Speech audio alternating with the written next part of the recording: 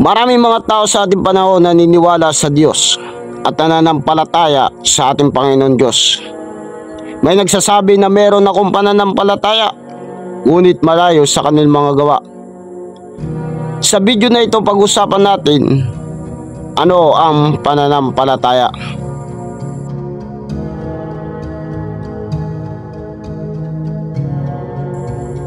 Ano ang ibig sabihin ng pananampalataya? Sa aklat ng Hebreo chapter 11 verse 1. Ngayon ang pananampalataya siyang kapanatagan sa mga bagay na hinihintay at katunayan ng mga bagay na hindi nakikita.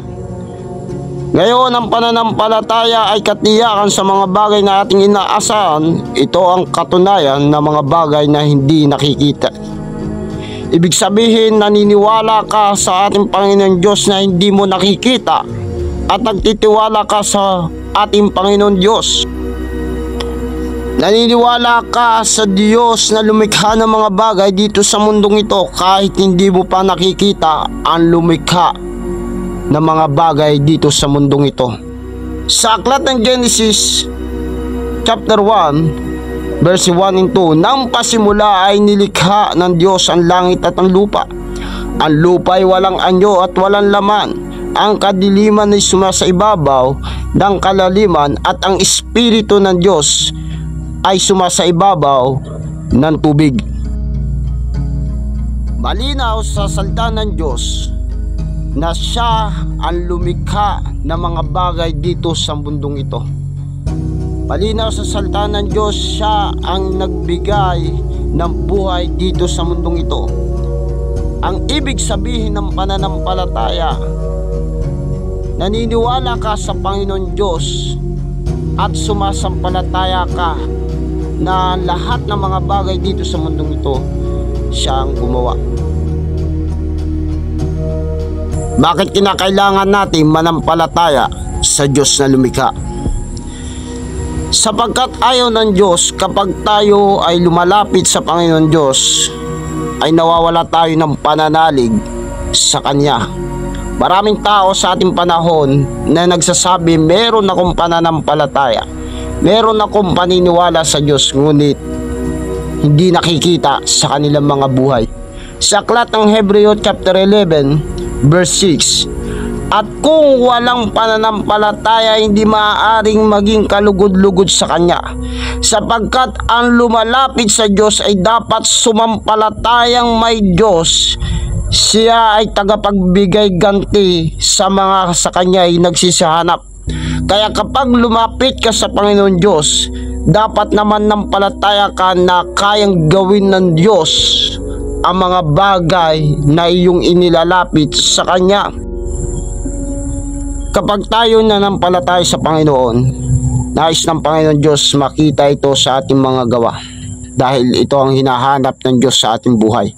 Sa aklat ng James chapter 2 verse 18, oo, sabihin ng isang tao, ikay mayroong pananampalataya at ako'y mayroong mga gawa. Ipakita mo sa akin ang iyong pananampalataya hiwalay sa mga gawa. Ako sa pamagitan ng aking gawa ay pakita sa iyong aking pananampalataya.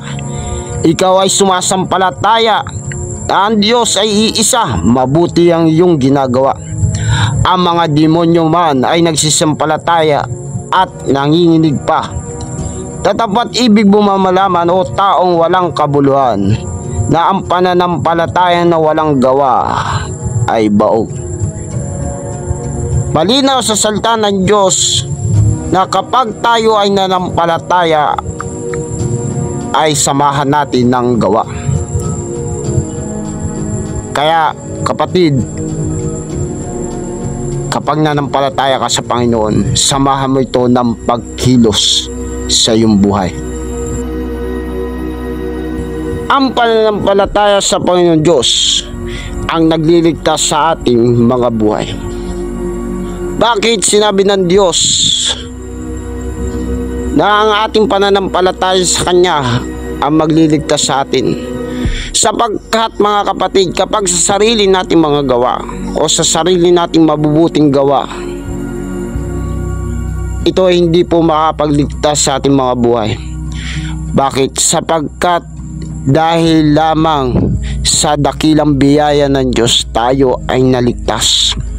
Sa aklat ng Efeso chapter 2 verse 8, sapagkat sa biyaya kayo'y nangaligtas sa pamagitan ng pananampalataya, at hindi ito sa inyong sarili, ito'y kaloob ng Diyos. Mga kapatid, ito'y kaloob ng Diyos, ito'y regalo ng Diyos na ibinigay sa atin, yung pananampalataya natin sa Kanya. Simula na ng palataya ka sa Panginoon Jesucristo ay nagkaroon ka ng relasyon sa ating Panginoon Jesucristo. Ikaw ay naligtas, mga kapatid, dahil sa pananalig at pagtitiwala mo sa Panginoon. Verse 9, hindi sa pamagitan ng gawa upang anumang ay huwag magmapuri. Verse 10, sapagkat tayo'y kanyang gawa at nilalang kay Kristo Jesus para sa mabubuting gawa na mga inihanda ng Diyos ng una upang siya ay nating lakaran. Kaya malinaw sa salita ng Diyos na hindi sa pamagitan ng ating mga gawa upang huwag tayo magmapuri. Bagamat sinabi ng Diyos na samahan natin yung gawa ang ating pananampalataya. Sinasabi ng Panginoon dito, mga kapatid, maraming mga tao ngayon na umaasa sila sa sarili nilang gawa. Maraming mga Kristiyano ngayon na nagsasabing may pananampalataya, gumagawa, pero nagmamapuri na sa Diyos sa kanilang mga puso. Mga kapatid, tanungin natin ang ating sarili, kamusta yung ating pananampalataya sa Panginoon? Umaasa ba tayo sa sarili nating mga gawa? O umaasa tayo sa magagawa ng Diyos sa ating mga buhay? Gusto ng Panginoon kapag tayo ay gumawa sa kalooban ng Diyos, dapat ang Diyos ang natataas, ang Diyos ang napapapurihan sa ating mga gawa, ang Diyos ang nabibigyan ng kaluwalhatian. Mga kapatid, itong mensaheng ito ay nagre-remind sa atin upang itama ang ating pananampalataya sa Panginoon. Kamusta ang ating pananampalataya sa Panginoon? Mga kapatid, maraming salamat sa inyong panonood ng video na ito. Nawa ibahagi natin ang mensahe ng Diyos sa ating mga buhay